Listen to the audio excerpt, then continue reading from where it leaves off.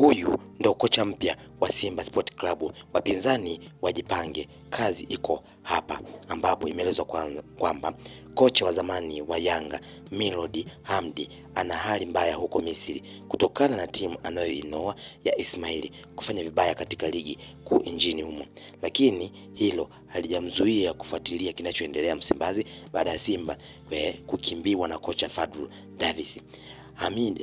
Hamdi aliongoza Ismaili katika mechi 8 na kushinda 1, kutoka sare 1 na kupoteza 6. Timu hiyo ikifunga bao 1 tu na kufungwa 9, ikiburuza mkia katika msimamo wa ligi hiyo yenye timu 21 kwa sasa.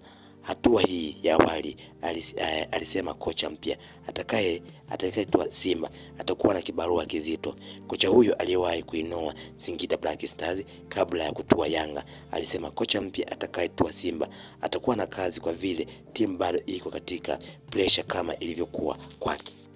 Akizungumza na Mwanaspoti, Hamdi anasema kwa mtazamo wake anaona kulikuwa na muda sahihi kwa kocha Fadlu kuondoka, kwani hawezi kupinga uamuzi wa mtu binafsi licha ya wengi kuona amekosea, hasa ikizingatiwa amesajili timu hiyo na kuanza nayo maandalizi ya msimu mpya.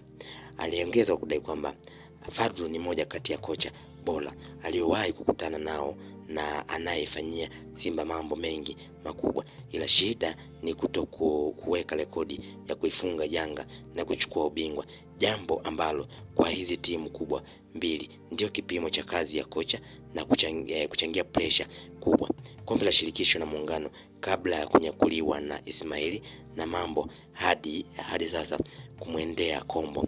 Shida iko hapa, Hamdi alisema, licha ya kikosi kipana alichonacho Simba, lakini anaona kuondoka kwa Fadlu kutawapa tabu wachezaji kisaikolojia, na hivyo kocha yeyote atakayeajiriwa atakuwa na kazi kubwa kuwarudisha katika mstari na kurejesha morali ya zamani.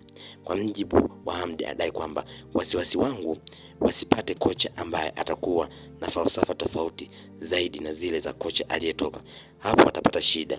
Ujue sisi licha ya kufundisha soka lenye sheria moja, ila kila mtu ana mbinu zake ambazo zitamfanikisha ili aweze kushinda baadhi ya mataji, lakini pia kushinda baadhi ya mechi ambazo zinahitaji maamuzi. Kocha huyo ambaye aliweza kujizolea umaarufu baada ya kutoka Singida Black Stars, huku Yanga wakiwa wamemfukuza kocha wao, basi aliweza kupokea kibarua hicho Januari 2025, na baadaye akaweza kufanikisha klabu ya Yanga kuweza kutoa takriban mataji 5 ambao waliweza kuyatoa, na baadaye wakaweza kumpa mkono wa kwaheri na akaweza kutimkia kwenye timu ya Ismaili, ambayo timu hiyo nayo anaoifundisha bado inashika mkia kwa kuwa haijashinda mechi yoyote. Yani katika mechi 8 ambazo amecheza ameweza kushinda mechi 1, ametoa sare mechi 1 na kufungwa mechi 6, na kufanya awe amepoteza asilimia kubwa ya mechi ambazo amecheza na kufungwa magoli 9 na kufunga goli 1 tu.